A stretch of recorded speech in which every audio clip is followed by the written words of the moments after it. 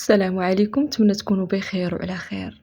قبل ما نبداو القصة، نصيحة اللي بغات تزوج تعرف فين تحط الراس وما تغمضش عينيها على شي حوايج اللي كيكونوا باينين لينا، كيوريهم لينا الله وحنا كنغمضوا عينينا عليهم، يا اما بحسن النية ولا بغباء، وكنبقاو مكملين في هاد الشي حتى كنوليو غارقين وما كاينش اللي غادي ينقذنا منه.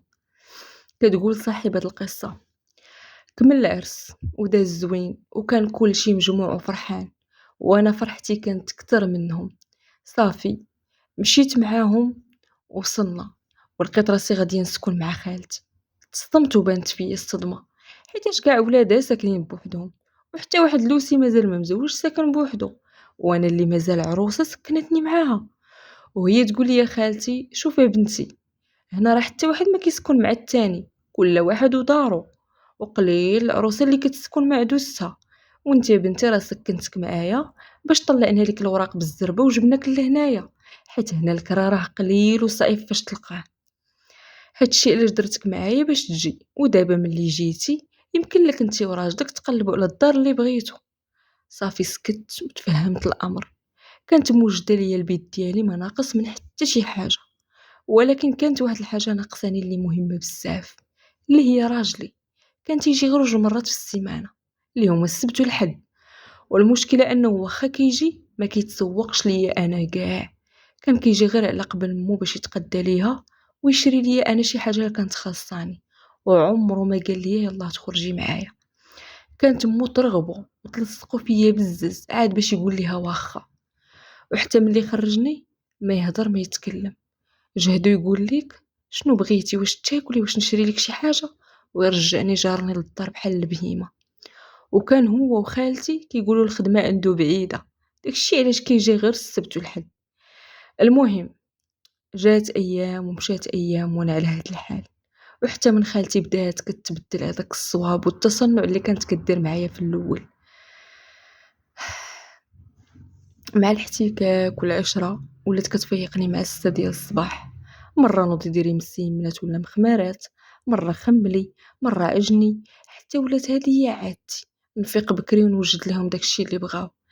في الاول كانت كتقول لي ما تشقاش وتمحني راسك يا بنتي، ارتاحي لك الشق راه ما كيساليش.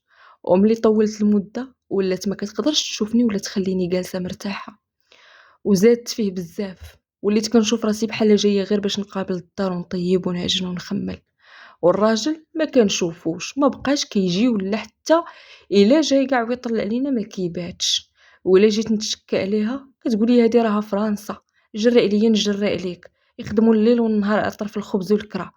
وهنا راه ماشي المغرب الرجال فيه معمرين القهاوي، الرجال هنا راه ما كيرتاحوش، وانتي المباركه اللي تزوجتي بيه وجيتي عشتي هنايا. انا ملي كنت في المغرب ما كنتش كنشوف راجلي من العام لعامين، وهذه الا جا وشفتو. اما نتوما بنات اليوم ما بقاش عندكم الصبر، بغيتو تطيروا. كيفاش نقول ليها واش هذا هو الزواج؟ واش هي كان عاجبها الحال ملي راجلها ما كانش حداها؟ علاش ما حساتش بيا وهي عاشت نفس ظروفي؟ وكون غير كنت في المغرب ماشي مشكل، اللي بقى فيك الحال انه انا معاه وبحال ما كايناش. صافي كنسمعها كتقول هاد الهضره كنسكت ونحشم، كنقول لها راه ولدك راه ما قربش ليا من نهار العرس. صافي بديت كنفكر مع راسي، ملي ما فهمتنيش قررت نهضر معاه هو ونصارحو، ولكن ما قدرتش حيت ما زعماش عليه، واصلا هو كيهضر معايا غير بالقياس، الكلمات حاسبهم معايا، ويقدر ما يعطينيش الجواب كاع، وغير نزيد نمرض راسي كتار ما انا فيه. سكت وبقيت على هاد الحال كنعاني، وخالتي ما مسوقاش ليا، وبدا كيبان ليا انها مرتاحه. لقات اللي قابل ليها الدار ويطيب ويخمل، وهي كتضل داخله خارجه، هي عند صحاباتها ولا في السوق، مره في المحلات، وزيد وزيد. وانا كنبقى غير الدار الشقا والتخمام، وبقيت معلقه، ما انا مزوجه ما انا مطلقه مده عام. وما كانتش خالتي كتخليني نخرج بوحدي، واخا غير نبغي نفوج ولا نتعلم اللغه مستحيل، كتقول لي يا راجلك خلك امانه عندي.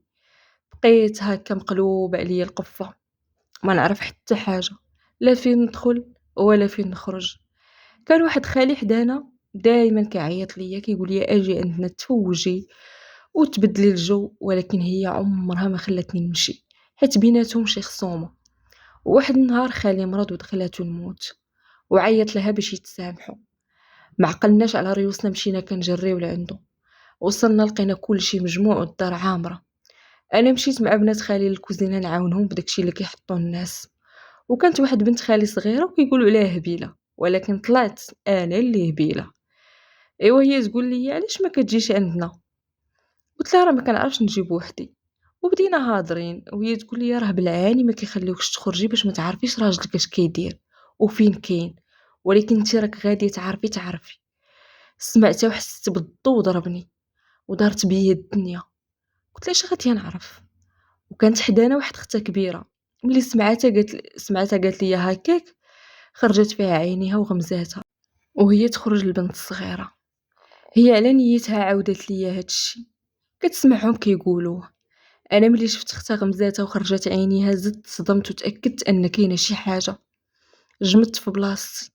بنت خالي الكبيره حاولت تغير الموضوع بالزربه، ملي شافتني تغيرت وملامحي تبدلوا وما عرفتش اش ندير. وبقيت كندور الهضره في راسي اللي قالت لي البنت، ولقيت ان كلامها منطابق على التصرفات اللي كيدير راجلي. صافي خرجنا مشينا من عند خالي للدار. فكرت نهضر مع خالتي، ولكن قلت غادي غير نتصادع وتبدا تدافع عليه بحال كل مره. قررت نسكت ودخلت لبيتي، والدنيا ضاقت بيا. وليت نفكر مع من نهضر، حتى واحد ما ثقت فيه، وما كنعرف هنا حتى واحد، وحتى اللغه ما كنعرفهاش، وبلاد غريبه، لا حنين لا رحيم. حسيت براسي باغا ننفجر، وعاد حسيت بالغربه ديال بصح. ما عقلت على راسي حتى زدحت الباب وخرجت لواحد الجرده حدانا وشبعت فيها بكا. وطلبت سيدي ربي، حتى كنسمع شي وحده هضرات معايا وجات حدايا وقالت لي مالكي. انا سمعتها عنقتها وزدت نبكي، وحتى هي بدات كتعنق فيا واخا ما كتعرفنيش. وقالت لي قولي لي مالكي. بديت كنعاود ليها قصتي وهي غير ساكته وكتسمع فيا، حتى خويت عليها قلبي بالمزيان. قالت لي شوفي هادشي راه ماشي عادي، ولكن كاينين جوج حوايج: يا اما راجلك ماشي راجل وزوجوه لك باش يتسمى مزوج، يا اما عنده مرا اخرى ومخبين عليك. قلت لها كيفاش؟ ياك اوروبا ما فيهاش التعدد؟ قالت لي الله يجيبك على خير، راه الاغلبيه غير ملاقين ولا مزوجين بالفاتحه، وقليل اللي مزوج بالعقد. وحتى الا كان العقد كتلقيه مخليها في المغرب. سكت ما عرفتش نقول. قالت لي عطيني نمرتك، الا عندك التليفون والسميه والكنيه ديال راجلك، وراه الا كان ولد هاد المدينه وكاين فيها راه نجيب لك اخبار ونجيبها باش ما كان. ما ترددش، عطيتها كل شيء وهضرات معايا وجبدت ليا ودني. وقالت لي كل نهار ملي تسالي شغالك هو اللي تخرجي على الاقل تعلمي غير تهضري وتخالطي مع الناس. راكي الا بقيتي هكا واخا تبقاي عام عمرك ما غادي تتعلمي. صافي سلمات عليا ومشات، وانا مشيت طلعت للدار ولقيت خالتي بدات كتهضر. علاش خرجتي؟ قلت لها غير بقى فيا خالي وتفكرت بابا وهي تميك عليا. ما دات ما جابت. الغد لي ساليت شقايه. ملي بغيت نخرج تلقات ليا وما خلاتنيش، وما خلات ما قالت ليا، ولكن انا خليتها وخرجت. وبقيت كل مره كنخرج لديك الجريده حتى داز السيمانه. وهي تعيط ليا ديك البنت وقالت لي ما بغيتش نصدمك، ولكن خاصني نقول لك باش تعرفي الحقيقه. واش غير نقول؟ قلت لها غير قولي.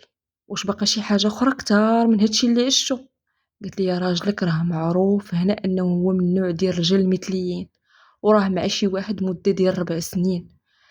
تصدمت صدمه كبيره، حيت ما كنتش متوقع انه يكون مثلي. بقيت غير ساكته وكنبكي. سمعاتني وهي تقول لي عشيه نتلاقاو في نفس البلاصه. تسنيت غير امتى توصل هاد العشيه. جات وجابت لي تصاور. بكيت حتى نشفو دموعي على سعدي العوج، ولكن الحمد لله لقيت جنبي هاد السيده وقفات معايا. قالت لي جمعي راسك، هادي راه بلاد القانون، يمشي راجل ويجي راجل، قراي وخدمي وهزي راسك. وانا غير ساكته وكنخمم ونبكي ونفكر.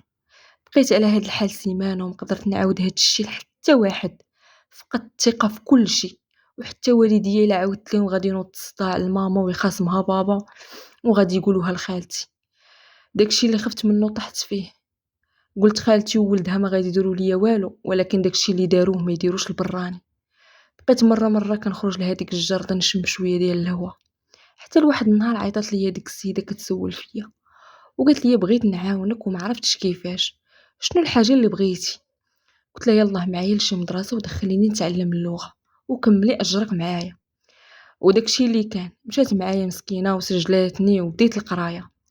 ايوا ملي لقاتني خالتي دخلت المدرسه سمعتني الهضره، ما بغاتنيش نمشي نتعلم وبدات كتقول لي راجلك ما يبغيش، ما قلتيهاش ليه؟ ولكن انا بقيت كنجاوبها، ما بقيتش كنسكت ليها. واحد كيسكت حتى يعيا ويهضر. ولات كتقول لي راك مرت الراجل، كنجاوبها وكنقول لها الله يهديك، ما تقوليش ليا مرات الراجل، بلا ما نبداو نكذبوا على بعضياتنا. وكنخليها تخمم واش عرفت شي حاجه ولا لا، واش عرفت انا شي حاجه ولا لا.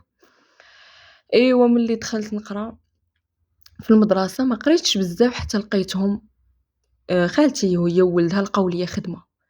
حمدت ربي وشكرته، واخا غير 2 مرات في السيمانه قلت نطلق بها شويه لساني ونجمع شي حاجه تحتي. ملي خدمت ولاو غير حاضين مني وهاضرين فيا وبغاو غير منين يدوزوا ليا ويديروني انا اللي ما مزياناش. وعرفتوا علاش ما بغيتش نقول لخالتي والو؟ لا اش سمعت ولا اش شفت، حيت لا جرات عليا ما عندي فين نمشي. خفت والغربه هادي واعره، وحتى الا فكرت نمشي عند خالي مرتو ما غاديش تبغيني وما غتقبلنيش كتر كاع من سيمانه، تولي تسمعني الهضره وتجري ليا. واخا انا خدمت الحمد لله، ولكن باقا كنحس براسي ضعيفه ومأزمه وما عنديش الثقه في نفسي وما نقدرش نكري. خدمت غير باش نخرج ونتلاقى مع الناس وندير شويه ديال الفلوس تحتي. ودابا كلشي ولا ضدي، حتى من والديا حرشاتهم عليا وكيقولوا لي جلسي في دارك وديري ولادك وسمعي كلام خالتك، ولاو كيهضروا معايا منفخين وانا غير كنسمع ونسكت. ولكن اللي مسكتني هو خوفي من اللي جاي واللي غادي يوقع ليا وفين غادي نعطي الراس. وكانت هذه هي قصة سناء، أكبر مشكل في الحياة اللي ما كتقبلوش حتى شي مرة كيف ما كان النوع ديالها، هي دابا كتعيشو وكتحاول تنقذ راسها. نتمنى تكون عجبتكم القصة ونتلاقاو في قصة أخرى بإذن الله.